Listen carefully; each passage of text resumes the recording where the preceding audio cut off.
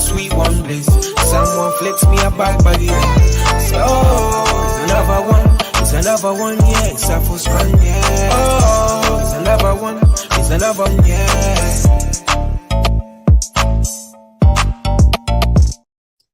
Good evening. Welcome to our YouTube channel. This is iBoxingHub. I go by the name of BNG, featuring yours truly Trey and yours truly Rico Boxing. What's good? All good, gentlemen. How are you both? All good, all good. I'm Nike'd off today. You know, I'm on that energy right now. Just do it. That's the energy. That's the vibe right now, man. But guys, look, I'm just excited to talk boxing. Obviously, this is the midweek boxing roundup. We've got a lot to round up. We've got a lot to talk about. We've obviously got a special guest that's going to be coming on very shortly. But Rico, I just wanted to give you your flowers, brother. Your space has created this, you know, this platform, you know, for us to speak to this special guest. So massive love to you. Great networking on your end, and keep up the spaces, guys. If you're not watching Banter and Boxing, please keep up with the spaces. Trust me, sir. It's therapy. No, thank you so much, Trey. Thank you so much, Chris. Thank you so much, my iBoxing Hub family. To be honest, at the end of the day, like that's what I said.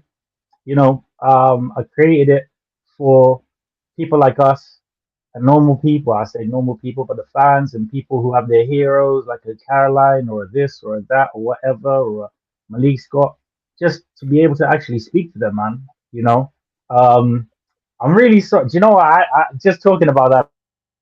Yeah, I made a promise to somebody for Hasim Rahman, and I actually did manage to kind of touch base with him a little bit, but due to going to be offline for the next month. I don't know if anybody's seen the absolute carnage that happened to him the other day. But yeah, he's going to take, I think, a month out, away from socials, away from just everything like that. So when he's back, we're going to touch base again. And yeah, it's going to be incredible. But I will leave the introductions for Mr. Trey, because without Trey, I think this special guest probably wouldn't have happened. I mean, probably would, but probably wouldn't have happened. I'll just say that. So, Trey, if you want to introduce the special guest. Oh, man, where do I start? Look, if you're 28 and above, I would say you would know that this person is a pioneer of grime.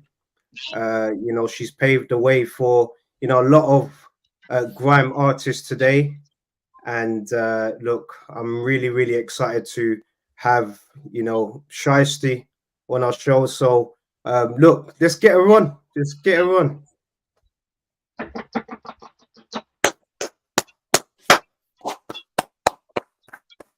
She isn't here. All right, we got a bit of technical issues here. So look, okay. Let's give her a bit of time. But look, guys, look, going into sort of the introduction anyway, look. She's done a lot for the grime scene, I would say. And look, East London legend in my eyes. Cuz, I know you watched it, Dub Plate Drama. Did you watch that? Of course. You know, everyone did. You know, everyone aged 28 plus. She's just trying to get on now. So just literally, if we just give it like a minute or two, she will be on very. London legend, obviously, big up Bukayo Saka. Bukayo Saka knows, look, these are the kind of guests that we're trying to get on the show because we want to give the community sort of a different scale, a different scope.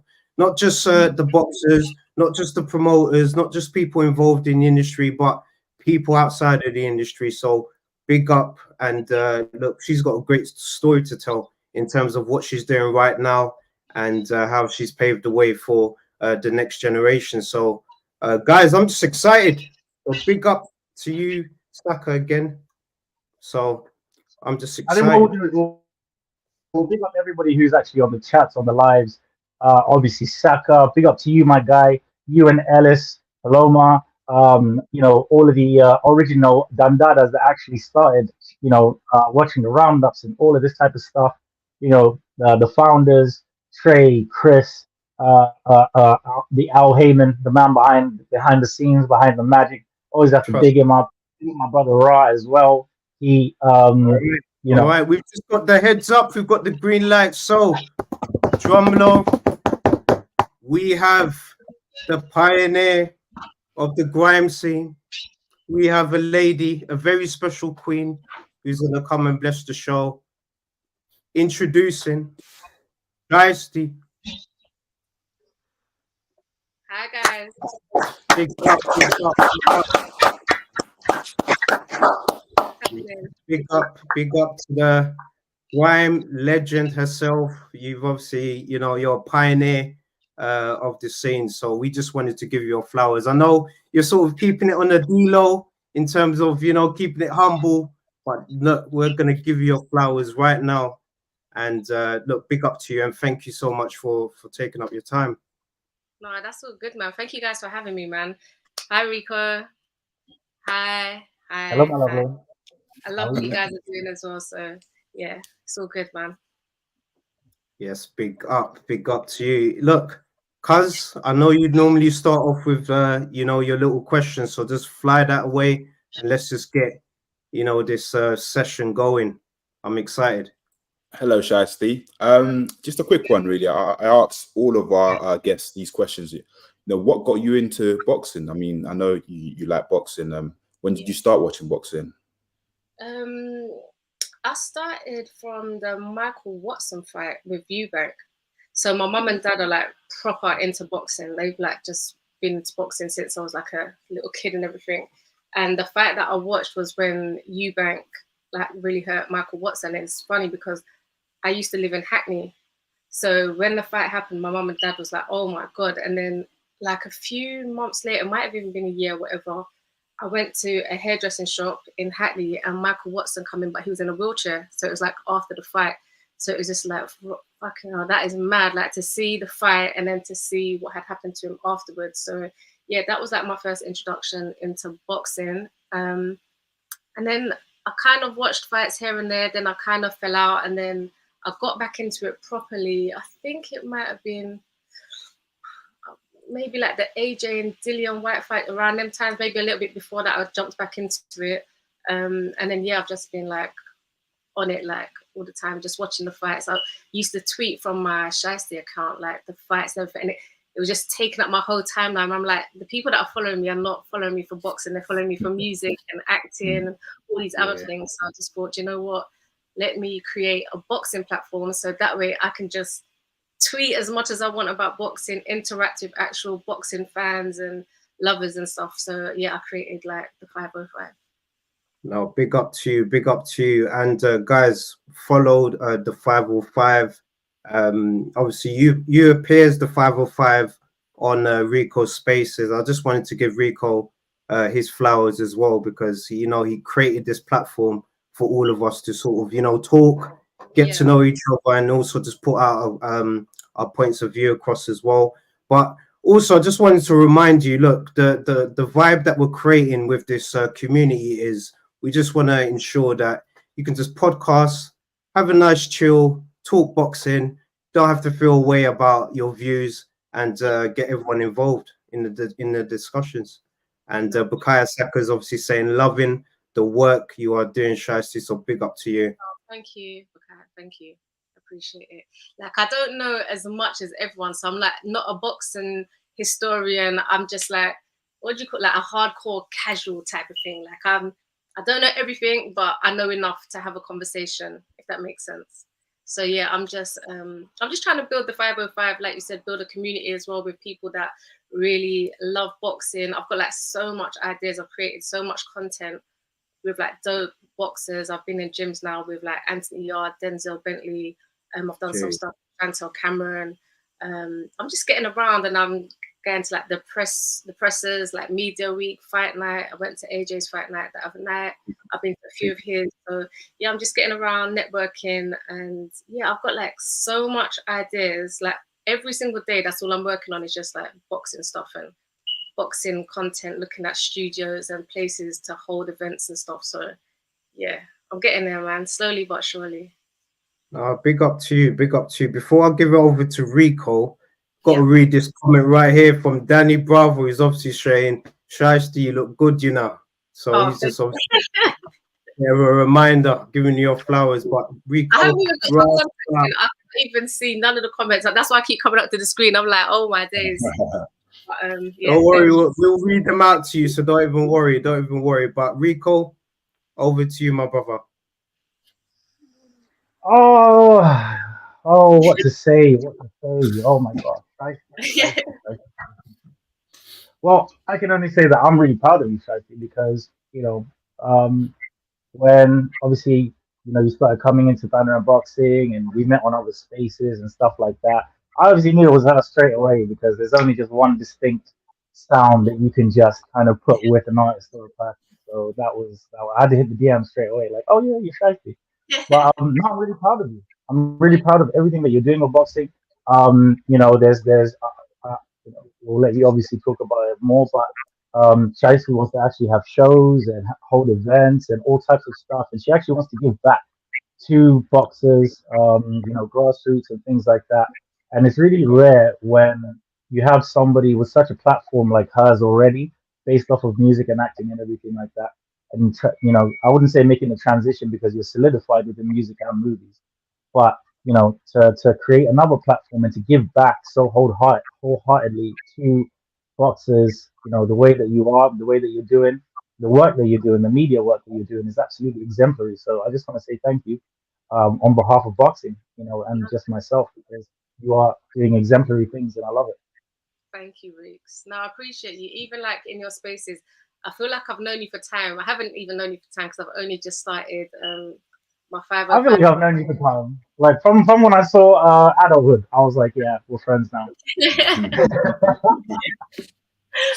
No, Rico knows, he knows. Yeah, seriously. When I saw you cut up that girl outside of the hair salon, I was like, man, serious business. No, I feel like even like in the spaces when I'm just talking, even like with you, Trey, I'm in the spaces and I'm talking to you guys. It's like I feel like I just know you guys from time, even though I've only just started my boxing platform from this January, just gone. So yeah, I'm enjoying it. Sometimes I just pop up in the spaces and have a listen, sometimes get involved, and I just learn so much, even like just coming into like Rico's space and stuff. I'm just hearing people that know more about boxing, so I'm just like soaking it all up. I'll be asking questions. I'll just be raising my hand. I'm like, Rico, what does this mean? Or who's this fighter? And they're just like, because they all know I don't know as much, they're just like have so much time for me and be like, yeah, this one shy, or send me some links like, yeah, just check this out. So yeah, I'm like enjoying it, and the growth of the 505 is just growing like rapid. It's mad. It's crazy. Yeah, no, big up to you. Honestly, you're actually one of the most humble human beings that I've sort of connected with, because yeah, honestly, because look, this community that we're creating, we just want to make sure that everyone gets access. It's good, but then at the same time, we just want to make sure that you're comfortable as well, that you're able to just come on, no matter what your knowledge is, you're just speaking your mind, and everyone can just get involved in those discussions. So big up to you, big up to the work that you're doing on your end. And cuz I know you actually wanted to talk about it now that Shiesty's on. AJ, let's have a little run through, obviously, of the fight, and I want to get everyone's thoughts, man. Really, again. Right. Question to you, Shiesty. What was your thoughts on the fight and AJ's performance? Was you happy, or was you not happy, or did you think he done all right? Okay. So when I was there, I like how I'm having to start this off. I love that, guys. Thank you very much. Big up. No, so when I was there and I was watching, I was just like, I thought he fought a bit tentative. Like it was very cautious. Like I'm watching him and I'm just like, I wanted him to like let go combinations, because everything was just like one shot, and then back. And obviously I'm there to support AJ because his team invited me down and everything, and I'm team AJ through and through. But yeah, I just feel like he doesn't have the confidence that he used to have, and I get it, like he's been through whatever. And I was saying this, like I think on Rico's space, like when he fought Ruiz, it's like his first debut into America, so he was meant to go there, take over. This guy is a late replacement, but it's fine. He's not on my level. I'm gonna wash him. I think that was like what he was going to do. So then when he got clipped and his equilibrium was just gone off, I think he just thought, what? Can you swear on here? Sorry. Yeah. Come on. You like royalty. Just even Yes. a bar or whatever. He must have just been thinking like, what the fuck? And I think because it was like in front of so much celebrities out there, it's like embarrassing, and it's a bit humiliating to get washed like that. So I think since he's come back, in his head, he's just like, I don't want that to happen to me again. So now he fights so cautiously, like, I'm not getting rubbed like that again. Like, there was memes, there's all these other things. And again, I was saying, like, in a space, like, with us, or just like the average person, you can take your L's in private. Like, whatever you deal with, it's in private.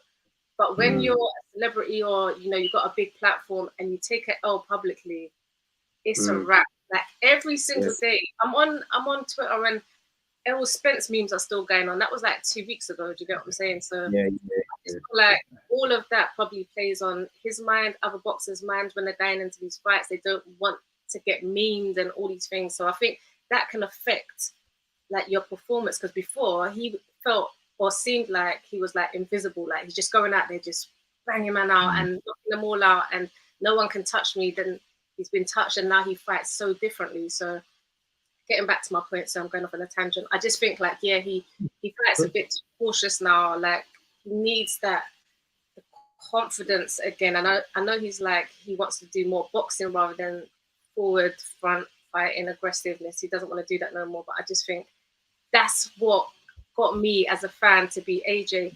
Even like with my music, when I first started, I was more like rough around the edges and like more aggressive and stuff. But then when you start making money and then you're traveling and you're doing all these things, kind of like, it's a different thing. Do you get me? When you're making songs now, you can't talk about the things that you spoke about before. And it's kind of similar to like, he's rough when he's doing all these things, but then something's happened and now it's like, he can't get back to that, what everybody wants him to be, it seems like, because he's like grown so much as a fighter. And yeah, like that's what made me love you as a fan. Do you get what I'm saying? And now part of that is gone. So now it's just like, and I'm watching him fight, I'm like, I know you can do this. I know like you can just switch on and you can do it, but something feels like it's blocking him from doing that. And I think that's why he gets like a lot of flack. He doesn't deserve the flack, because without him, this boxing thing wouldn't be where it is, type of thing. Do you get what I'm saying? So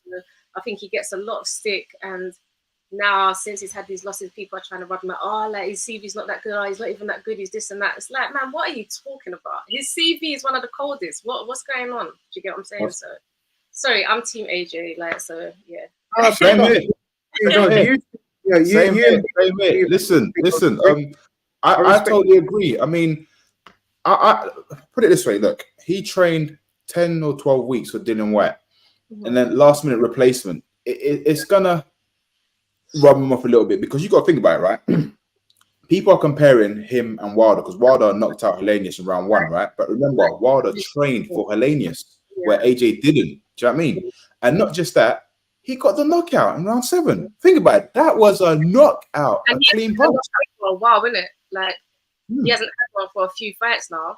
Like, I know it might no, he has, but he fought like Usyk, and then wasn't it like Ruiz or something? Like, he hasn't had a knockout for quite a while. So to get that, I think that would instill confidence. And people are like, oh, like you said, they're comparing it to like the Wilder fight, but Helenius like has just gone in, like he's front forward fighting, because he's thinking, well, Fury stuck it on him, so I'm going to stick it on him and do this. Wilder's just smacked him, like knocked him out.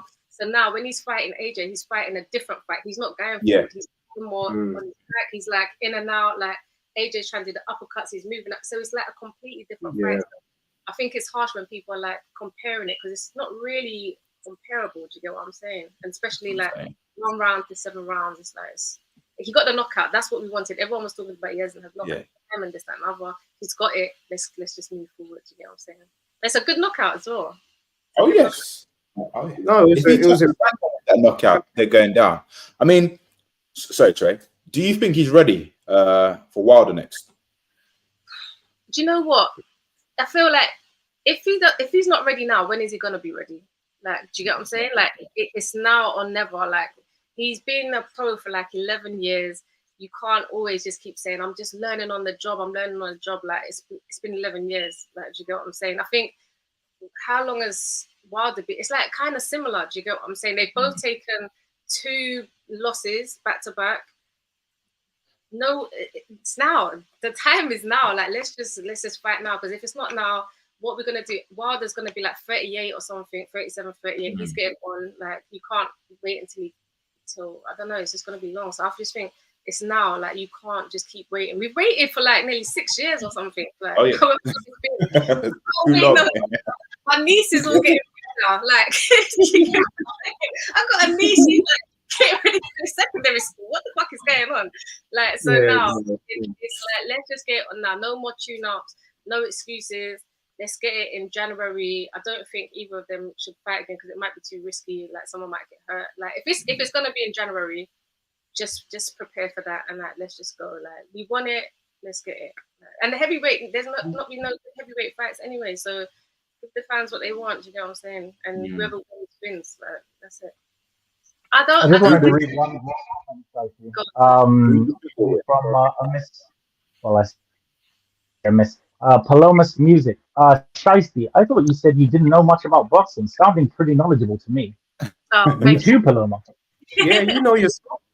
That's why I was actually really excited getting you on the show, because obviously we talk on the spaces, and yeah, you're putting out some good points, and I'm really excited about it as well. I know. I brought my sister. Sorry, I brought my sister to the AJ fight with me, and then I saw like Jamie TKV and Chris Conga and loads of people, and then she was like, "Bruh, like, I know you like boxing, but I didn't know like you like boxing like that." And so like we're talking to the boxers and everything, and there was another guy from, I think, from Iron Fist Gym or something, so he was talking to me about like fights and stuff, and I was like, yeah.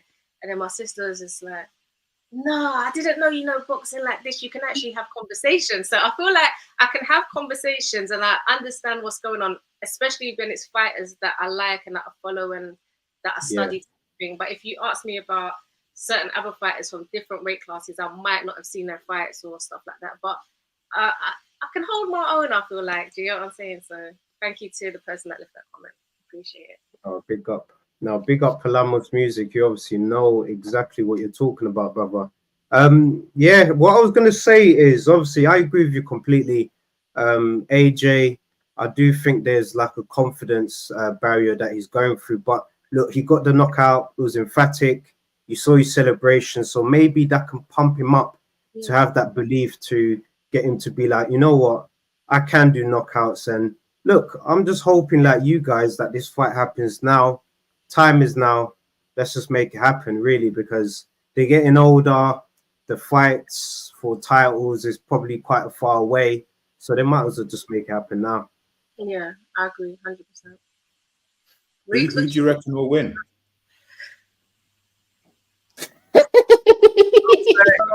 I know.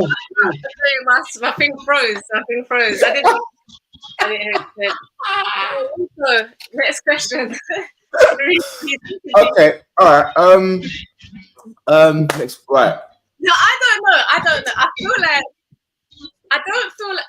like a lot of people are like, Wilder's just gonna go in there and smoke him. I don't feel like he's gonna just straight away. It's just like, that's it, books closed, that's it. I feel like it might be 60-40 Wilder, 70-30. And only because, like, I feel like when I watched Wilder fight with Fury, and he got up, he got knocked down in the trilogy one.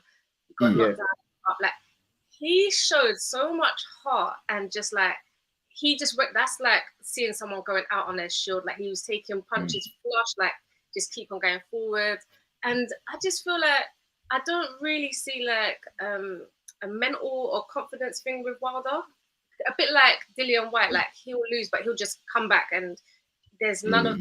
I don't ever question Dillian, like, where he is mentally, like, like, he might need to speak to someone type of thing. But with AJ, I kind of do a little bit, like, do you know what I'm saying? I kind of feel like he needs like a sports therapist or someone to talk to, not like his friends, like just someone outside of boxing that he can really like talk to, because he had an interview the other day with Ade Aladipo. He was just asking him like, oh, like, so you know, the Usyk loss and rare. And AJ like welled up, like he was just like, oh, I'm getting emotional. It looked like he wanted to cry, and I was like, this, like, obviously he's still got like those demons, and he's still got things like on his mind. If you can just ask him that question and he's like getting that emotional, I feel like he needs to talk about it with someone else that can understand, because there are sports psychologists who will understand what you're going through and they can talk to you and probably help you get out of it. Whereas when you're just talking to your friends, it's just vibe, just like, nah, man, you'll be good, man. Like, just this, this. No, you need someone professional to help you. I think that's what I would do. So, yeah, with Wilder, I don't see any like confidence issues. So that's the only reason why I'm like, when they go in there, Wilder's just going to be on smoke. But I think AJ might be a bit more cautious. Where you have to be cautious with Wilder anyway, because it takes 2 seconds for Wilder. Out of 36 minutes, he just needs to see that and it's a wrap. Like, that's all he needs. And then other people, you've got to be on point for 36 minutes straight. He doesn't have to be, really. He does, but like, do you get what I'm saying? That's all it takes. So no, 100%. No, that's a good point. That is a good point. You know what? Before we sort of get to, because I want to talk to you about it, because there's a big fight that's been announced, of course. What's your favorite fight? You know, like if you was to pick one of your favorite fights, what is your favorite fight? Of all time, one that the one that excites you, that gets you gassed when you put it on. Do you know what one I like? It's a bit old. It was Mike Tyson against. What's the guy that fought Muhammad Ali and he beat him? It's gone out my head. I've got his name. I know you're talking about. That one was good because everyone get involved. Get involved. That he beat Muhammad Ali and then Mike Tyson beat him for Muhammad Ali. I can't remember. Has to be Larry Holmes. Larry Holmes. Yeah. Larry Holmes. Yeah. So I watched it again the other day. I was on my Instagram tweeting it. And I was just like, that fight, the reason I liked that fight was just because it was just like, Mike Tyson looked up to Muhammad Ali so much. And so when he saw Larry Holmes beat him, he was just like, oh my days. Like, you did not just do that to my favorite fighter. So like when he's in the ring and Muhammad Ali's in the ring, Muhammad Ali's whispering in his ear like, wait. Smoke him. And then he's got in there and he has smoked him. And I was just like, yes, like I like those types of things. But Mike Tyson's like just one of my favorite fighters. I like aggressive fighters. I like aggressive fighters. I like Tank Davis, like Anthony Yard, Deontay Wilder, Mike Tyson. I like those. I just want to see knockouts. I want to see blood. I want to see get that man on the stretcher. Like those are the fights that I want to see. Do you get what I'm saying? I like when people are like, yeah, this cautious, and like how Mayweather was, he's like very technical, like the later, not Pretty Boy, but like the later version. I like money. That. I just want to see. I don't want to see knockouts. I want to see brutality, man. I'm just like, yeah, like, do you get what I'm saying? So that's why Tank's probably your favorite fighter right now, isn't it? Yeah, he's definitely like my favorite fighter. So yeah, because he's a bit of like a Mike Tyson. Yeah, he's a bit of Mayweatherish in terms of his skills in the ring. And he's got good IQ. I feel like he doesn't really get rated for his ring IQ. Everyone just like, oh, he's just a puncher and that's all he's got. But I think like he has got good ring IQ. Like when you watch him, he's just looking. He's not just like swinging like how Wilder might sometimes. I feel like he knows what he's doing. Like, so I think he deserves a little bit more credit. But it's whatever. That's well calculated. Now, big up to you. Shicey, I don't know if you've been watching it. Oh, what you guys saying? What you guys saying? What in terms of favorite boxer of all time? Yeah, or your favorite fights, like, because you might say them and I haven't seen them, so it'd be good for me to check them out as well. My one is Mike Tyson. I mean, I started watching boxing in 1996. Okay. Yeah, so Mike Tyson when he fought Frank Bruno. Oh, and that from there, and when he fought Holyfield, he lost. And then the second fight, when he bit his ears, I said, yeah, this guy's gangster. Like he's my favorite boxer of all time. I watched that fight as well when I was younger as well, and I was like, "What is going on? This man is madman. This is No, actually Mike is just. Do you know what? One thing I like about Mike Tyson, he just doesn't care. Do you know what I mean? I mean, you know, you got boxers back in the 90s. They fight anyone. Boxers now is all money. Money. Innit? You know what I mean? It's all money. It gets a bit boring sometimes. You know what I mean? It's just like we want to see the best fight the best. So it's just like we want to see, you know, Usyk fight Fury. We want to see Wilder fights AJ. We want to see Fury fight AJ. Do you know what I mean? We want to see the best fight the best. Yeah. But at the moment, it's just all. I understand as promoters, they're protecting their assets. I get all that. But then again, we the fans want to see, you know, we want to see fights. Mm-hmm. You know, we want to see fights. That's what we're paying for. We're paying pay-per-view to watch fights. Exactly. So, yeah, Mike Tyson all time is my number one. Reeks, Trey, what's your one? Go on, Reeks. Oh, fights. There's just so many. But one of my favorite fights that I've watched consistently, I'll give it like recent one because obviously all of Nigel Benn's fights, I'd say the first Eubank fight was incredible. Absolutely defeated him outside of the ring before they even got in. That's why pure aggression, or you know, when a fighter is clouded by anger and you know, negative emotions of just trying to get his man out of there in every fashion. Because Nigel was the favorite during that time. And Nigel Benn was that's why he was so loved and adored by the public, because he was the working man's fighter. He beat you up on the Saturday and then be like at the disco, spinning the death throw, like in the dance at midnight, like literally a couple of hours after. So I always thought that Nigel Benn, even Chris Eubank Senior, you know, the I don't know, like if I had to give like a recent fight, I'd say your guy Trey. I would say Spence and Porter. That fight was one of the greatest fights I've ever seen. Right, absolutely incredible stuff. Wait, Another recent fight Spence versus Crawford. Did you say? Yeah, I mean Spence v Crawford. That fight was an incredible fight. Don't get me wrong, but I knew the type of fight it would be, and I knew what would kind of happen.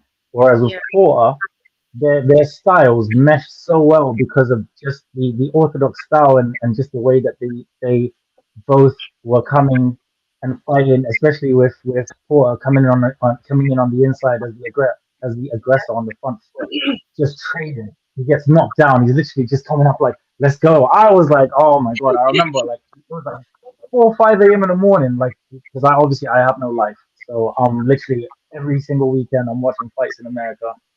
God knows what time in the morning, spaces, all this type of stuff. But that fight for me was just absolutely incredible. Like every single minute of it, I've watched it hundreds of times. You know, it was just something sensational.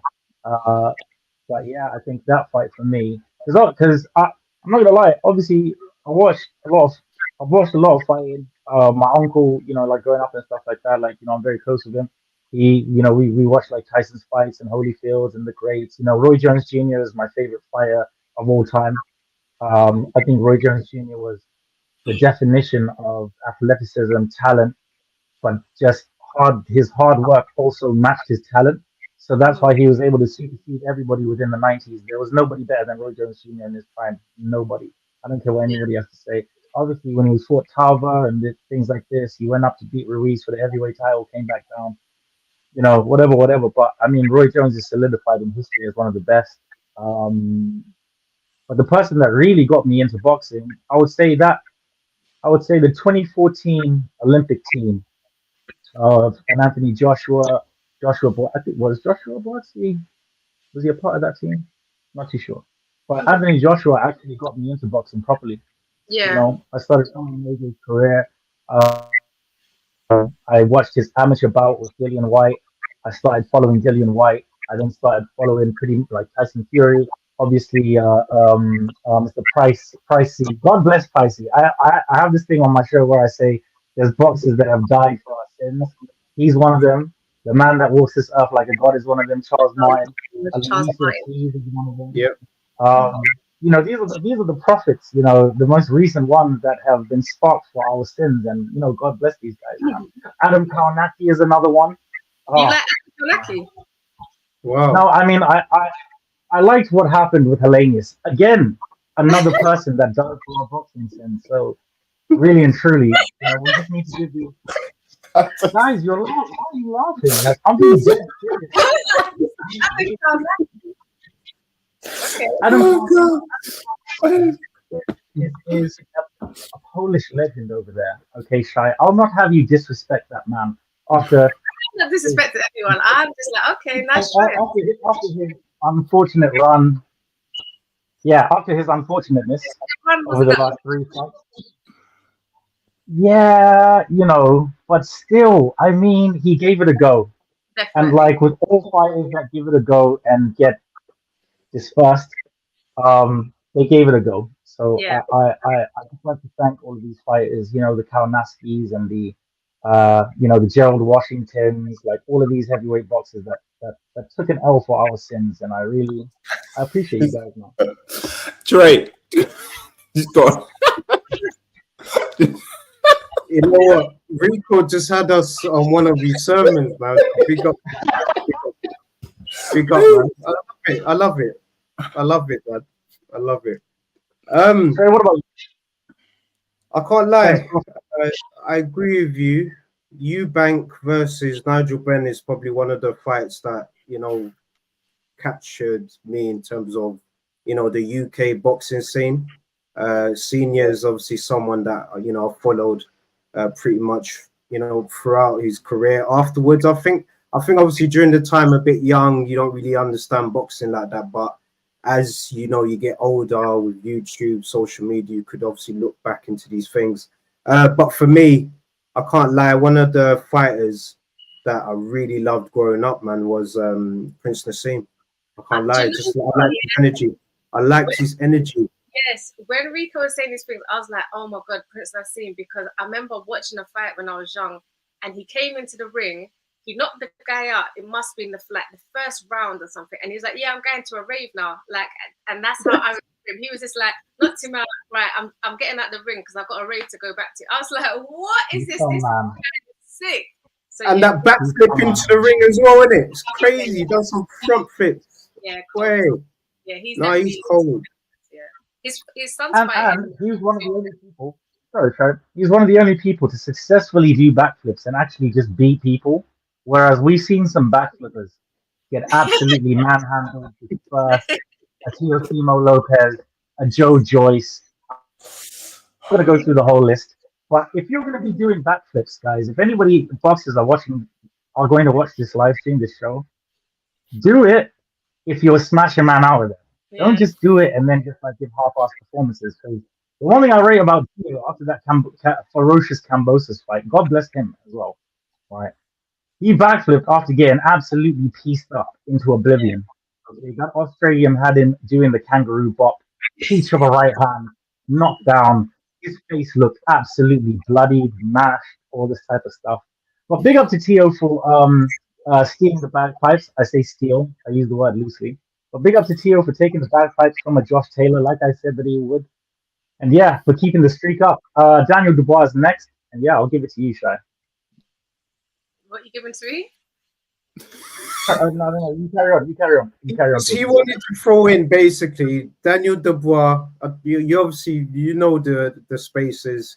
You know what Rico's saying. Rico's obviously saying Daniel Dubois is beating Usyk in Poland in his homecoming. Like, now that we got you on, what's your thoughts about the fight? What do you think?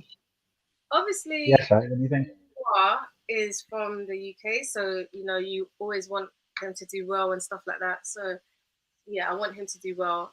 But it's like a tough task. It's not easy. This guy is unbeatable. Like he's literally a master Usyk. Like he's so nimble. He's in and out. He's like a magician. Yeah, like even when like he was fighting AJ's trying to get his shots off, but he's doing this like with his hands. So you're just watching his hands, and he's underneath you, uppercut, and then he's back out. He's just catching you so much, and it must just be so mentally draining because I'm sure he's not like the strongest puncher out of all of them, but he can take. He just wins like the first couple rounds. In the middle, he's getting his shots off, and then he wins the last couple. So it's like, if you're not banking the first couple and the last, just forget it. Your best thing is just to go in there and just try to just annihilate him on the front foot, just smoke him, smother him, put your weight on him, and just get your shots off. Like, but the only thing is like Usyk, he doesn't. He's not static. He's not a static fighter. He's in and out, he's moving all over the place. So you got to have a good gas as well to fight him. But Daniel's got youth on his side. He's got power. He's got the size. So if him and Don Charles have put together a good plan, you never know. As they say, every boxer's got a boxer's chance and stuff. So I wouldn't write him off as like he's absolutely got no chance. But I feel like Usyk is gonna win. But if he wins, I will be like, oh wow! I will be like, oh my! Would that be classed as like one of the biggest upsets? Would it be classed as that? Yeah. Since Buster Douglas and Mike Tyson, I believe. One of them ones. Would it be worse than like the Ruiz and AJ one? Yes. Yeah. But it was an upset. I didn't think so, but okay, I don't know. Ruiz was actually good. Ruiz was very, very, very good. What people don't understand when they saw that belly is that he actually went to New Zealand, got robbed, should be WBO champion. Really? Say that again. I can see him cracking up, but I didn't hear what you said. No, I basically said, Shai, that people saw that belly. They saw his order from Just Eat and Deliveroo and thought that the guy couldn't actually fight. Whereas he went to New Zealand, got absolutely shot by the New Zealand judges. Absolutely disgusting. Right? Literally, right? Came off fresh off a camp in great condition. I use that loosely, and did what he did to Anthony Joshua. Right. So I knew that Ruiz was good. I knew that it was a terrible matchup for AJ. I knew that he had speed, hand speed, especially considered for his size. And you know, he obviously had his opportunity, took it. You know, people can say what they want to say, but Ruiz has put Wilder's best win in a he beat his best win in a Luis Ortiz, right? Punched him up deliriously. Yeah, but he was getting a bit go on. But that was an older Ruiz. I mean, like he fought Ruiz who was inactive for a very, very long time. I mean, if he fought the Ruiz that fought Wilder, the first fight, I think it would have been a tougher fight for Andrew Ruiz. Yeah, I don't think it would have been that easy. I mean, like, look, all right, let's be real. Luis Ortiz, I don't know how old he is, but yeah, he's old. You know what I mean? So not even that. Luis Ortiz, when he fought Wilder, round 7, he had Wilder buzzed. If Luis Ortiz was younger, he would have probably won that fight. Do you know what I mean? But because he's older, you know, and gassed out. But Luis Ortiz was a sparring partner for Lennox Lewis. Say that again, Luis Ortiz was a sparring partner for Lennox Lewis. I'll leave you guys. Must be strong 87. I believe Hakeem Rahman. He's been about. He's definitely been about. He reminds me of Morgan Freeman. You know, like you've never seen no picture of Morgan Freeman when he was a kid. He's just like he's just been 70. Like for as long as we can remember, he's like an amazing great. He's a legend. He's as old as Jesus. He's as old as Jesus. He came back, died for our sins, and left again. Do you know what? Can we give a round of applause for our favorite Cuban? Our favorite. Got a question for everyone. I have a question. Yeah. Canelo vs Charlo. Yes. How do you see that one going? Do you know what? I watched like the conference yesterday, and I didn't realize like Mel was like so much bigger. Like even though he's coming up like 2 weight classes, I thought he would be like, you know, there's like, oh, he's got to put on size. He's so small, but he was literally like, he looked huge. And when is the fight? In October, isn't it? Is it October? Is it September? I think. Is it September? September 30th. Yeah. So he's still got time to even put more like size on and stuff. So I just thought, wow. But I don't know. Come back to me. I'm gonna have a think. I don't know. Someone else. Rico. I think that it's a brilliant fight. I think that actually, if in a perfect world, Charlo had moved up the weights like he was supposed to, but he's the only Charlo that I recognize. He's not a twin. I believe he's an only child. And for me personally, he should have been at 160 and maybe dipped his toe at 168. The guy has a walk around of 170 pounds, maybe over 170 pounds. So, you know, he's coming down to 154, right? And he's not making that weight comfortably anymore. He won't be able to fight Tinzu. He should really be at 160 pounds. And the fact of the matter is that he's very big for 154 pounds. You know, everybody's bigger than Canelo. Everybody's bigger than Canelo. Canelo's like, what, 5'10"? Right? His walk around is 107. Like, this fight is actually a lot closer than what people think. I believe that if Charlo can actually take Canelo's punches, that power, Canelo has dynamite in both hands. He has ring IQ eclipsing or as great as that of the greats. I give Charlo every chance in this fight. Absolutely. Charlo has proven to me that he can literally come back under Derek James, lose a fight or draw a fight, and absolutely disperse his enemy in emphatic fashion. I actually had him winning, beating Castamaro in the 10th round when they had their rematch, because he's a rematch king. Thing is, you won't get that with Canelo. It's literally one time. This is like your time to shine, bro. So, my head says that Canelo wins. My heart says that Charlo will win. And if Charlo does win, he won't knock Canelo out. It will have to be on points, but he will have to make it Bivol-esque performance. I don't know that if he can do that, honestly. But it's been proven now that, you can beat Canelo on the card. I think they're fighting on Cinco de Mayo. I believe they're fighting on Cinco de Mayo. No, September. Is that not Cinco de Mayo? When's Cinco de Mayo? May. Yeah, May, Cinco de Mayo. 5th of May, Cinco de Mayo. I've not been to Mexico in a while. I'm actually trying to build a wall around Mexican fighters around England. But yeah, that's me. Go on. Trey? Charlo, I can't even lie to you, is looking good at the weight. Like, it's only like a month to go, but he looks really good at the weight. Obviously, Canelo, El Presidente de la Mexico. I think he's the living legend that, has another challenge which he's up for. I think this is closer. I agree with Rico. I think this is closer than what everyone thinks. Jermell has the dog in him to take Canelo somewhere where he hasn't been before in a long time, I would say. So, yeah, for me, it's 50-50. I can't even lie to you. 50-50, but Bookie's favorite is obviously Canelo. But Charlo's got a very, very, very good opportunity here. He's daring for greatness here, man. Remember, this is going to be the first time in the men's division that Undisputed is fighting Undisputed. So this fight technically is bigger than Errol Spence and Lance Crawford. Okay. Mel's the one that lost to Tony Harrison, right? This is the right twin. Yeah. And the first one, yeah. Yeah. Okay. Yeah. I think it's going to be close then. The only wrong thing that you said there, Shai, is that he's a twin. He's an only child. I've seen the birth certificates. I was there when the cord was cut. He's only one child. Mell. If anybody else is watching the live, I believe we're streaming on all platforms here.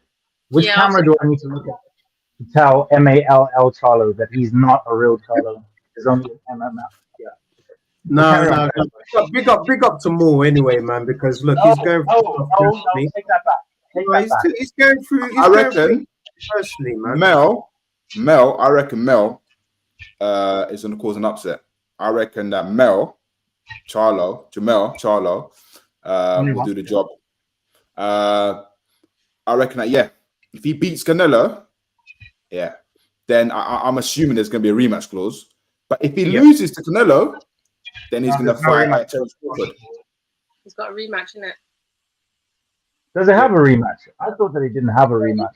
No, this is the If he beats Canelo, remember Canelo's the A side, isn't it? Canelo's defending his belts, and they're fighting at 168. So if he beats Canelo, Canelo's demanding a rematch.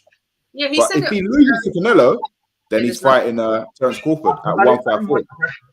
I didn't watch the presser. I haven't really been too engaged in the fight. There's just been so much that's been happening.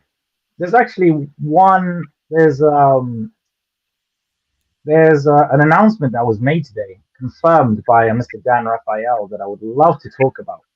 But obviously, if everybody else isn't comfortable talking about it, then that's fine. But this guy. yeah, just sticking on the Charlo Canelo debate. Yeah, I it makes sense that he would. Slacker, you want me to talk about it? Slacker wants you to chat about it. But Well, hold back to your point about Charlo. Yeah, let's do one subject and then the next one. Yeah. Right. So, sorry, I'm just so giddy.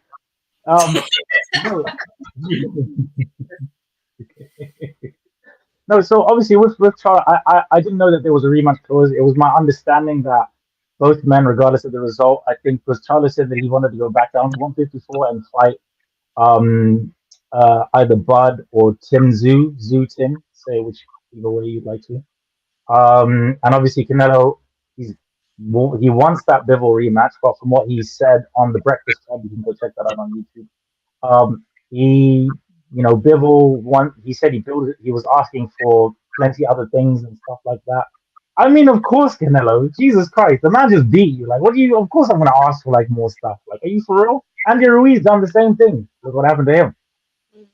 So you beat the A side, you become the A side. I don't believe that Canelo's superstar power supersedes what's right in terms of negotiations, especially for somebody who had the odds so stacked against him in terms of where the fight was held, the occasion.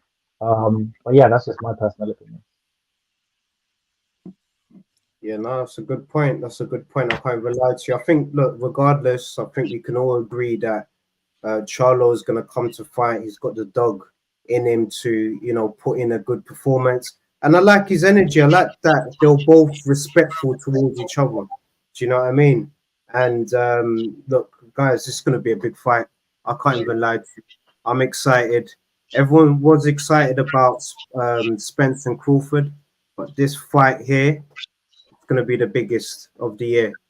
I just hate that like stay up so late, man, to just watch these fights. Like America, they get all these good fights at good times. Yeah, I'm having to set my alarm at like 4 a.m. Get up and just watch the Have fight. your nap at 12. Have your nap at 12 midnight. You've been doing it. You've literally been doing it for a couple of months. Yeah. I have been doing this for years, right? I don't need to say. And all the Americans, I'm so glad that you were in hell during Anui Fulton, because I had so many tweets, messages. Oh man, I can't believe I have to wait up until 5 o'clock. You bastards! I'm fucking happy that you did. Sorry, not sorry. Okay. Just a quick one. Just wanted to throw this one in. If Wilder doesn't knock out AJ between round 1 and 5, I reckon that AJ beats him. On points or knockout. I can't see this fight, that fight going to distance. I can't see it. Honestly, I think both of them are going to get knocked down. But I think whoever wants it more will win the fight. That's just my honest opinion, because it's a big fight. I believe the winner gets Fury or Usyk. Yeah. Got options. So so say now, AJ beats Wilder, because like this whole thing with like the Fury things, like, well, Fury's like the best heavyweight of all because he's beat Vlad and he's beat Wilder and la. So if AJ beats Wilder now, he would have beat Vlad as well. So now when we're looking at CVs, like what's the odds now? Do you get what I'm saying? Like what are we saying? Are we still saying Fury is the best, or is it like? I can answer that. Do you get what I'm trying to say? Yeah, 100 weeks.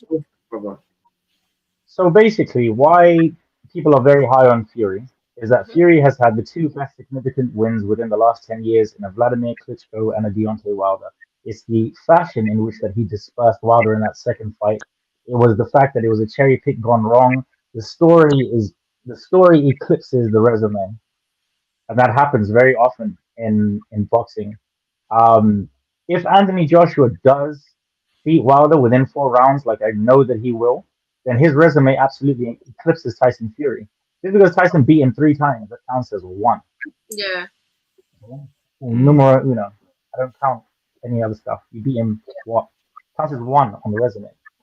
Now, Anthony Joshua beats Deontay Wilder. He would have had Vladimir Klitschko, Deontay Wilder, Joseph Parker, Dillian White, Ruiz, William White.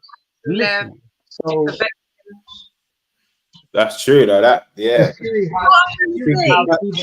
Speaking because facts, when I hear like Fury's like the best heavyweight, he's like an all-time, he's like the GOAT. Like they're even saying he's the GOAT. Like, does anybody know what the GOAT means? The greatest of all time.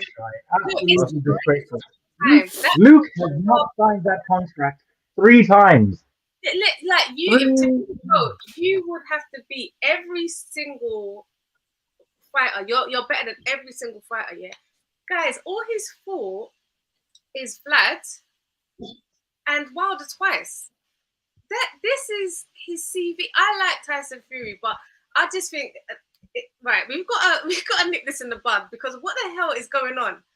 And when they're talking about CVs can't compare, we can reel off Anthony Joshua's CV, and then so are we saying that he's a GOAT because he's beat Wilder twice, who he's a dosser, and everyone says he's the most technically flawed boxer?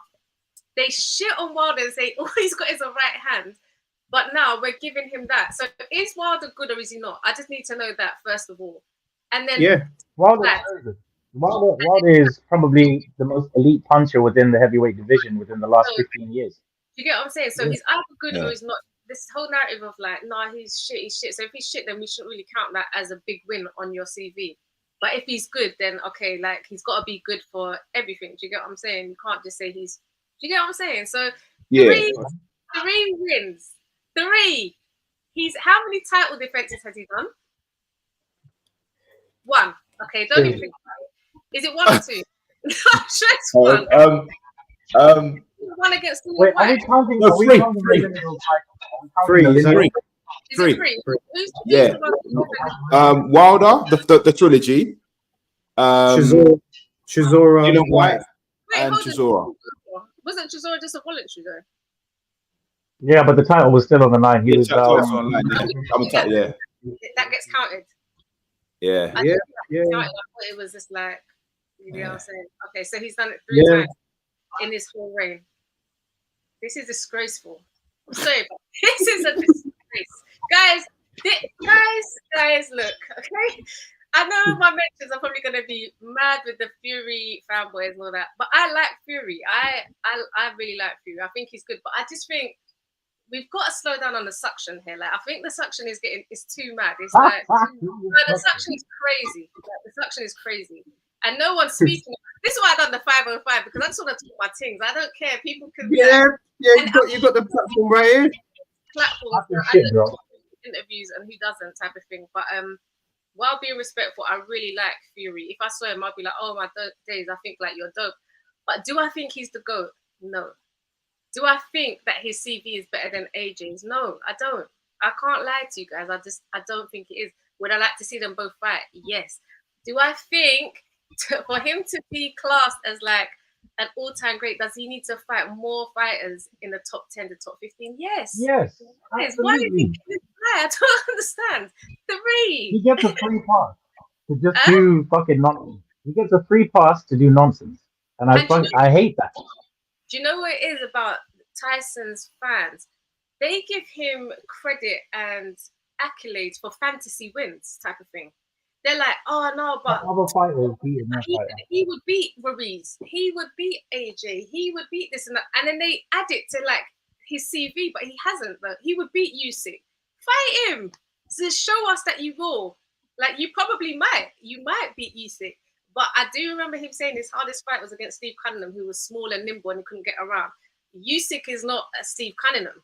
Usyk is elite and he's out there. So just fight him and let's see. But I don't like all the fantasy wins of like, he would do this, he would have beat Ali, he would have beat Mike Tyson, he would have done. Guys, please, let's stop that. Let's just deal with facts and stats. Yeah, the facts is he's beat Wilder and Black. That's it. Yeah, run over. Sorry, guys. Sorry. Let's say that man has a Hall of Fame resume. He has spoken. I can't even believe this. Do we agree? Yeah. What's your views on it? Like, because you guys might be like, nah, shy. So. No, I agree with you 100%. I agree with you. I mean, I like one thing I like about Fury. Yeah, he speaks his mind. He doesn't care. Yeah, he says what he needs to say. That. But in terms of resume, yes, it's like okay, Vladimir Klitschko and Wilder, but who else? Like until he wipes out the division, then you can be like, boy, do you know what? Yeah, you can't say nothing. But I still think. I mean, I still think that the trilogy fight he had with Wilder, it was so close because they were both inactive for 18 months, and I think Wilder put on weight because I remember if Wilder dropped him and Wilder was tired. If it was the old Wilder, it would have been over because it's the way Wilder dropped him. And not even that, even the first fight when Wilder dropped him, that wasn't a 10 count. That was more than 10 count. 10 seconds. I said this to someone as well. I said it just shows you 10 seconds, right? It's a 10 count. So 1. And you know what? No, my point is, Wilder didn't go straight to his corner as well. So you know, like when you knock someone down, you go straight to when you do it, like the ref is there telling you go back. So it's just giving him more time to recuperate. Like as soon as you knock these back, run to your corner and get that 10-second count over and done with. You're giving him like 15, 20 seconds to get up and recover and all these other things. But sorry, carry on, go on. Sorry. I mean, no, it's cool. I mean, Fury has even said, like, look, Wilder is a dangerous fighter. He's hook. He's a dangerous man. Fury would rather fight AJ than Wilder, 100%. You know, because Wilder could potentially give him problems, and not even that. Like anyone in the heavyweight division can be beaten. It's like, look, do you remember when Derek Chisora fought Usyk? Yeah. Yes. Usyk was running. Usyk was running the only way he beat Derek because Derek gassed out at the end. Do you know what I mean? But Usyk was running. If anything, it was a close fight. Yeah. My opinion, it was a close fight. One of Usyk's cornermen actually came over to Derek and said that he thought that he won the fight. There you go. Yeah. Do you know what I mean? So, look, heavyweight division at the moment, it's annoying me, but we need to have an undisputed heavyweight champion. We need to have one champion. One champion, one face, one name. Champion. One champion, one face, one name. Yeah, exactly. And what better, like for me, like in the first fight, like where he was more closer to his normal weight. It's like the second or third fight, he's bulked up. He's trying because obviously he's felt Fury so big, so he's like, I need to bulk up. But while the fight's better when he's just almost borderline cruiserweight type of weight. You know, a little bit. He's got more energy. He's more quick. 220 pounds, 230 pounds. That's probably his ideal weight.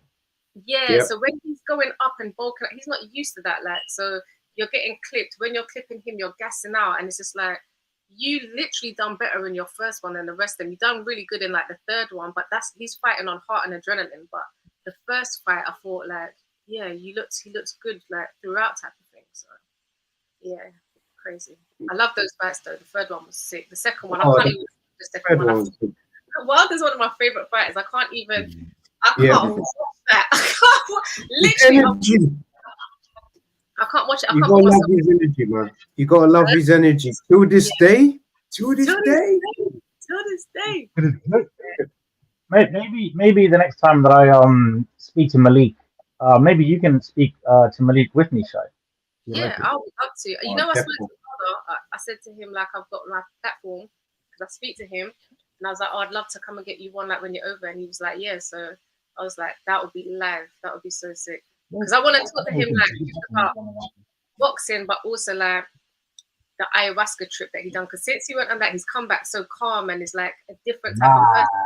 You know what I'm saying? So I can't wait to hit that ayahuasca, man. I can't wait. I want a spiritual journey so far out in the multiverse. I want to yeah, come back I was enlightened, speaking. ordained. Right, I was just like, oh my days, because like I've seen loads of it like from time, and I was like, I wanted to try it, and he was like, yeah, you got to try it, and like go out there, and like so we were just talking about that stuff. But yeah, hopefully when you come to the UK, I can get him on. This is like the stuff that I'm trying to plan, like the content that I'm trying to do.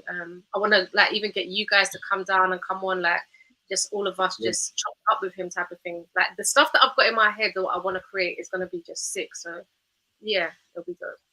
Nah, big up to you. Big up to you. And obviously big up to Adam Kramer as well. He's obviously come on to the show. So obviously big up. He's obviously saying Shy is 100% correct. AJ still has the best resume so far. It's just the perception of AJ's mental state that makes people favor Wilder and Fury over him. Look, I agree with you, Adam. Big up to you. Thanks for joining us on the show. I can't see it properly, but big up Adam. Cool, no, but big up to him. And big up to you as well, Shai. So you're doing a lot in the back end. Yeah. And I just hope, you know, we can all just come together and do something great for the community, because you're doing the right things. And a lot of people are not giving you your flowers for it, and a lot of people are not understanding the work that you're doing. So I'm happy. Thank you. I give her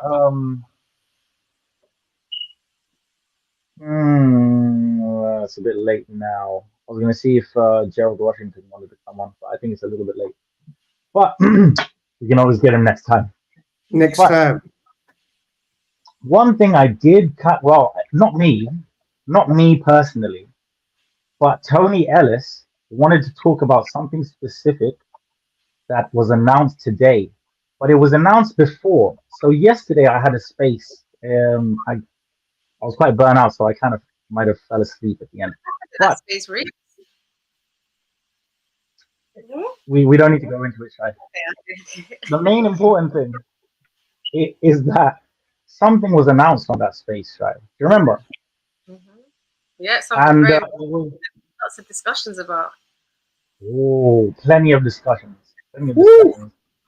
When that news came out and it was communicated to us, I was A, extremely light-skinned and heartbroken. B, I cried a lot. C, I slept early, which is unlike me because I don't really cry myself to sleep like that anymore. But I had to do some digging, ladies and gentlemen. I had to. And then some people reached out to me. I reached out to some people. You know, I spoke to my sources with the SAWCES. And I just let the people know, you know, that Alicia Baumgardner had failed a test for performance-enhancing drugs. And this had happened before the fight, 2 days prior to her fight. What fight? With Christina. The last fight that she had. Christina something. Yeah, Shai. I butchered the last name all the time. Alicia Baumgardner before. So that's the only L that Alicia had taken from this woman. So they ran it back. Yeah, they ran it back for the 130-pound title, undisputed title, and it was I was shocked. I was absolutely shocked because there seems to be a lot of coincidences regarding the stable that they're under, but it's now, you know, from a credible source, Mr. Dan Raphael, who's had the paperwork in front of him, you know, who obviously spoke to the same people that I spoke to. And obviously when I spoke to O'Hara, he spoke to some people and etc. And it was confirmed that she definitely failed that test. I want to know what you all think. Now, Shai, I want to start with you first, obviously being our special guest. What do you think about it? I'm sad about it, man, because I really like Alicia. I think she's good for women's boxing. I think like the women's boxing has been in a really good place with like Clarissa Shields coming over to the UK. I went to that fight against her and Savannah as well, Amanda Serrano, Katie Taylor, Chantel Cameron. These are all women that are just doing amazing things within the sport of boxing. And I think it was like Katie Taylor that really got me into women's boxing, because I didn't really like it at first. I was just like, oh man, I don't really want to see the women fighting like this. Like, I want to see like the guys fighting type thing. Then I watched how good Katie Taylor was, and I was like, oh my days, like she's really good. So then now I'm really like, I love like women's boxing. My favorite female boxer is, why's my mind gone blank? Oh my god. Oh my days, my mind has gone blank. Shannon Ryan. My mind, I literally just switched off. Sorry, my favorite writer, Shannon Ryan. No, big up to Shannon. Shannon Ryan. She's coached by Coach G. She's under 258 management, one of AJ's fighters. Big up Benga and KD. She's amazing. She's up and coming. So watch out for her. She just got signed to Matchroom as well this year. But yeah, I just feel like boxing for women is like in a good place. I haven't heard of a woman popping for PDs like before. Have you guys? Like, to me, this is like the first time I'm hearing about a woman. No, so somebody asked me about this earlier. Is it the first woman boxer that's popped? No. I'll give you one example. There was a woman, there was a female fighter that did pop, but she had said that it was due to a dog food. No, birth control drug or something to that. Birth control or something. So, yeah, some yeah, bro, something along those lines. That yeah, I can't even. And rarely that I'm speechless, Chris. I think you know out of all. Yeah, I'm very rarely speechless. But no, this is the first time an elite women's fighter in the genre has tested positive for the substance that she's been, popped with. The thing is that, it just seems to me like a coincidence that it's matchroom fighters, that it's not far and few between in terms of what the hell? Name me Queensbury and boxer fighters popped within the last 10 months. No. In that lab, yeah, just waiting for the matchroom fighters to come in, and they're just like, mate, they're just breaking shit in, shaking within up. the last 10 months. And I want the fans and I want the people that are looking in the stream right now. Google or research or whatever for the next roundup that we have. Boxer Queensbury. We're not going to go top rank, but we're going to go just stay domestically. Within the last 10 months, any of those fighters that have popped within the last 10 months, right? I just find it so coincidental that she's never popped in her whole entire career. This last fight, Conor Ben never popped in his whole entire career. Popped. Yeah, but you can't really blame Matchroom. Do you know what I mean? Matchroom, that's just there. No, I'm not blaming Matchroom. I'm just saying that it's just a coincidence that it is Matchroom fighters, high profile fighters, Shy, like you just said, that, you know what I mean? Alicia was going to be a star. She was going to supersede Conor Ben, Eubank, that was going to be the biggest fight of the year, right? So it just seems to me very coincidental that everything that it's just that adverse findings are coming back from that lab. The thing is, what people need to recognize and understand is that with these results, they get emails straight away to the fighter and to the promoter. So this had happened 2 days prior to the fight. How do they put these fights on them when they know like someone's popped? Like this is dangerous. And then what happens now? Like like she's been found that she's popped. So still undisputed? Does that get stripped? Does the L come off of the girl's record? Like what happens? Official statements have not been given out from the fighter or from the sanctioning bodies or from anybody. However, the amounts, and I did know this obviously earlier, but I'm not trying to get sued out here in these streets. But they were trace amounts.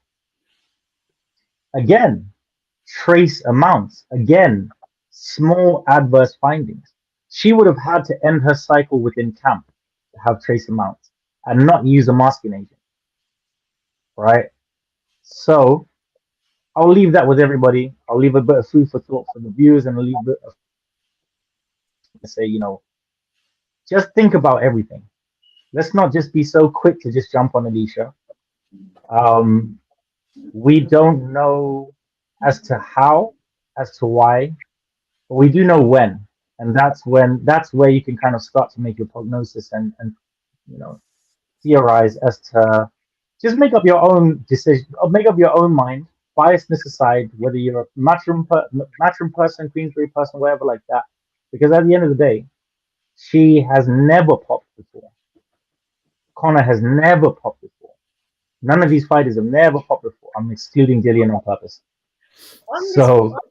Yeah, I know that they've never popped before, but the two fights that they was going up for is massive fights that mean a lot. Massive, Shy. Like, massive. So on one hand, it's just like, not saying that they did, like, could it be like, well, this is a fight that I can't lose. Like for Ben, it's like Eubank. He wants the family name to be rectified. He wants to rectify that L. So that's that. And then Alicia, this is the only woman she's lost to. I want to rectify that, and it's undisputed. So I'm not saying that they did, but I'm saying like, okay. But then on the flip side, it is like, well, again, it's two big fights, two big fighters. Is there an agenda? Is someone doing something mad? I don't know. Like, I don't know how hard it is to mess around with someone's results. Do you get what I'm saying? I don't know. Is this common that these things happen? Very easy. It's like, this doesn't happen. It's very easy. Drugs type of thing. So think about it this way. Like, and I'm not saying that this happens.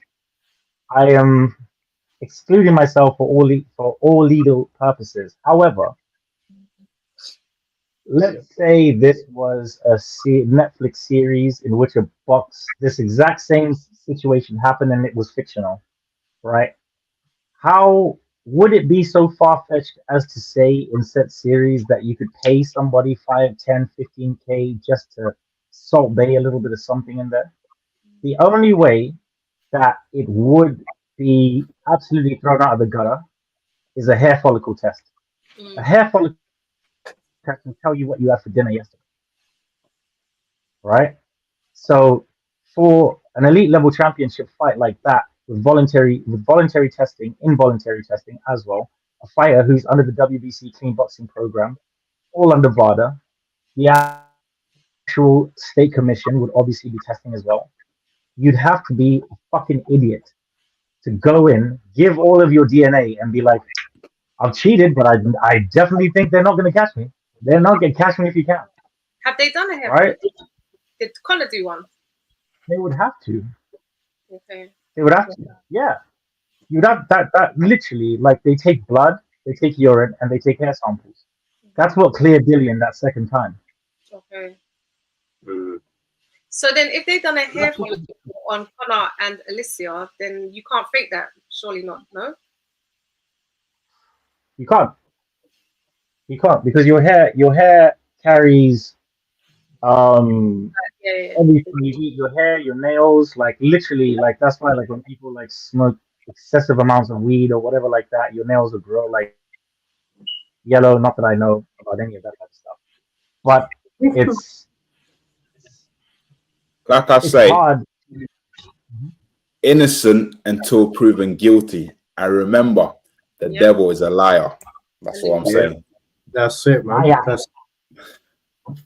That is it. I just wouldn't want her to have done that. I just, I might be like naive, like, no, she wouldn't do that. She wouldn't do that. So I'm very much of the innocent until proven guilty type of thing. Right? Thing is, Alicia posted a wolf in sheep clothing. Sorry, go on. No, my darling, you carry on. No, I was just saying, like, people would just start like getting out their pitchforks and like, oh, she's guilty, she's dirty, this, that, and the other, and they just start rubbing around. You get what I'm saying? And then now it comes out, no, it's not. It wasn't even that. So yeah, just give them the benefit of the doubt until just innocent until proven guilty. See what happens. Let her go through the same process that all the other people have had to go through that's been in this position. And like, let's see. I'm not gonna be reposting and tweeting, oh look, she's guilty, she's this and that, and rah, rah, rah. I just wanna see what happens, man. Sad either way. Like, even when your name gets tainted with those things, it's like when you hear someone's being accused of something mad, even though they're innocent, they're still, their name is still smudged and tainted with this thing. Do you get what I'm saying? It's hard to take those things off. So yeah, it's bad all around, man. You know, Michaela Mayer's got a field day, innit? If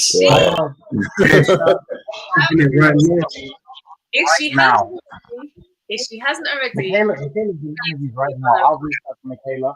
I know that every single other publication has reached out to Michaela. I know other publications. I know that something will be out on ESPN. I just know that there's going to be a lot of mess. Yeah. It's going to be an interesting couple of days. Horrible for women's boxing. Regardless of whatever, there'll always be this type of stain. But you know, it's kind of like we were talking about it on the space the other day. You know, with Shy and everything. It's just like if you are like, a lot of people are under the assumption that all boxers are taking peds. What people don't actually recognize is that testing is about 10K per fighter. Small whole promotional fighters don't. The promoters don't have the budget in order to do the test, right? And that's just the piss test. That's 10K, all right? So extensive testing is 20K, double that, all right? Hair follicles is 30K altogether. So you know, it's interesting. No, of course. But look, guys, look, let's get off from that subject now. I'm just thinking, look, let's try and end this on a positive note. On a positive. No, but, yeah, on a positive. But no, big up to you, Shai. For just a quick one. On a positive note, Kawatsi and Dan Aziz, Creighton vs Lewisham. Shiesty, who you backing? Who? No, man, where's my lawyer, man? Where's my lawyer? Dan is my friend. Like, big up Dan, man. Big up Dan, man. I met him as well, man. From the Big Up Gym. Like, do you get what I'm saying? That's my friend. And then Joshua Barazzi, I know like his management team.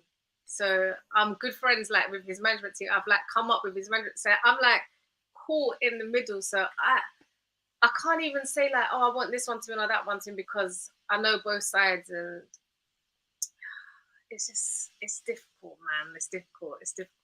I feel like Dan has really come up though, like in the rankings, like he's done everything correctly. He's been doing so well. He's winning his belts.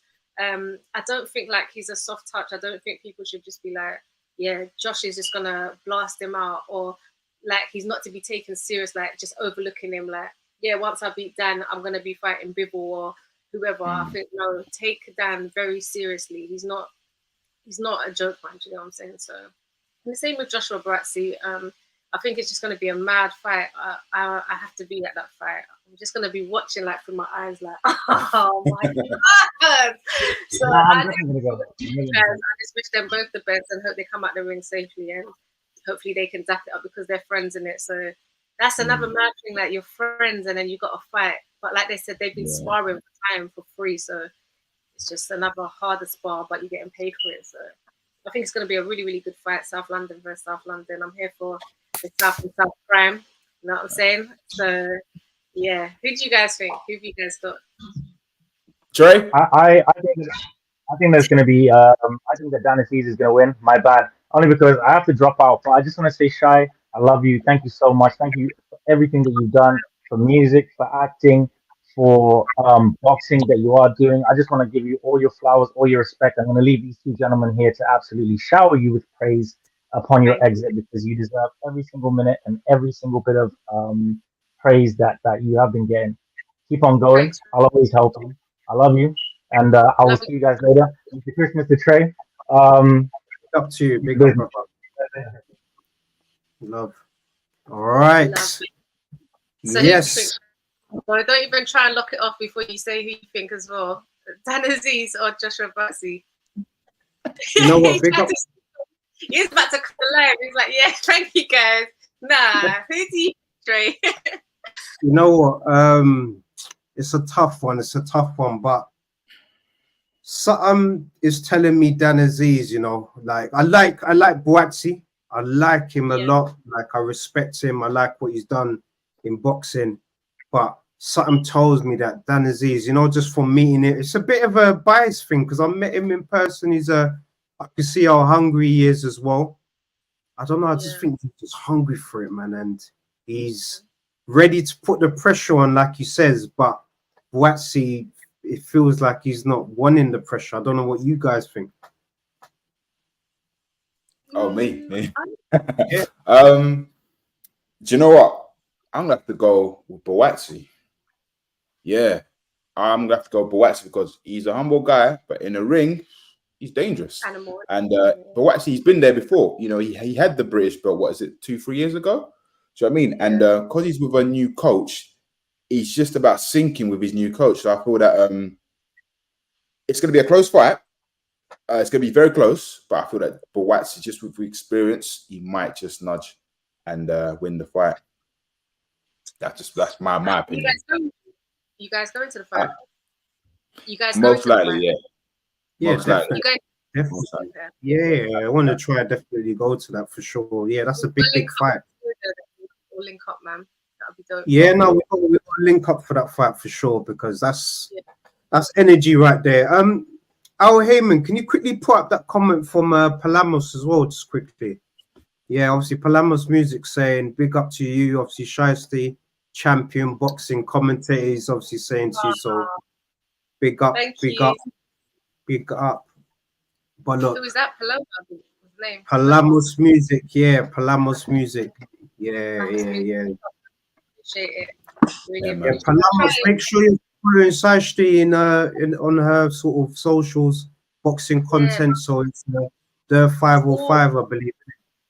The 505 Way, so yeah, the THE 505 WAY.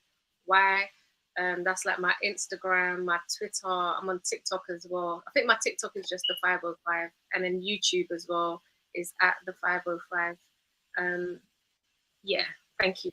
That's it there. But yeah, just follow me up, man. I'm here. I'm trying to interact. I'm trying to learn more. I'm trying to link up with like more boxers, get around gyms and just film. I've got some amazing content on my Instagram of me just going to the gyms, filming content with these guys. So yeah, and I'm making friends as well with a load of them. So if you have any questions you guys want me to ask, like just DM me and I'll get some stuff done. But yeah, just follow this space, man. I've got some good content and ideas coming. So yeah, I'm excited. Big up to Tony Ellis. Big up to Tony Ellis. He's obviously saying mad how both 505 and iBoxingHub started around the same time. So it's both soon to take over now. Big up, Tony. Big up. Thank you. Big up. You guys. Big up. Say that again. Did you guys start? Jer as well? Wait, I couldn't even hear you. Say that again. I was saying, when did you guys start your boxing? Was it this year as well? Just before, during COVID.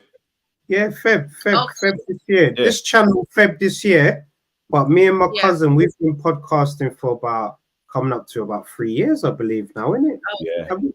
Yeah, we've been doing this for a minute. Yeah, it's my blood cousin. Yeah. Sick.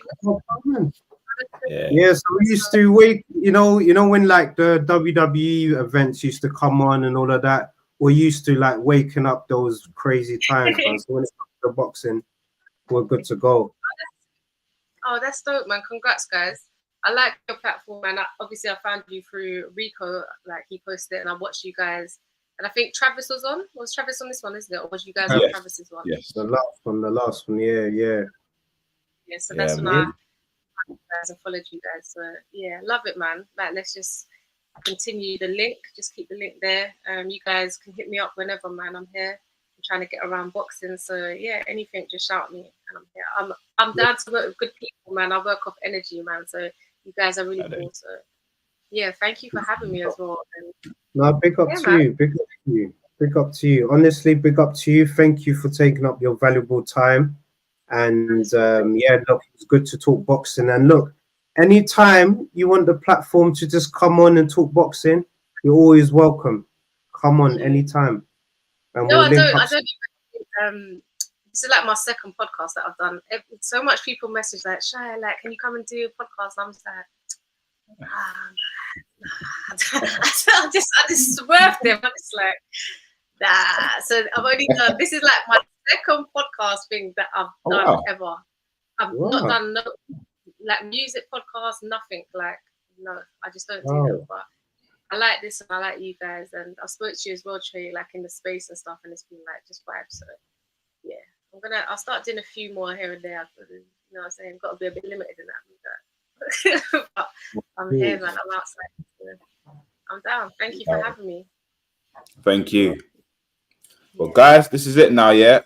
Remember to like, share, and subscribe. Remember, we're here every Wednesdays at 7:30, every Sundays at 7:30. Peace and love. See you later, guys. It's another bang. All the Muslim cars now.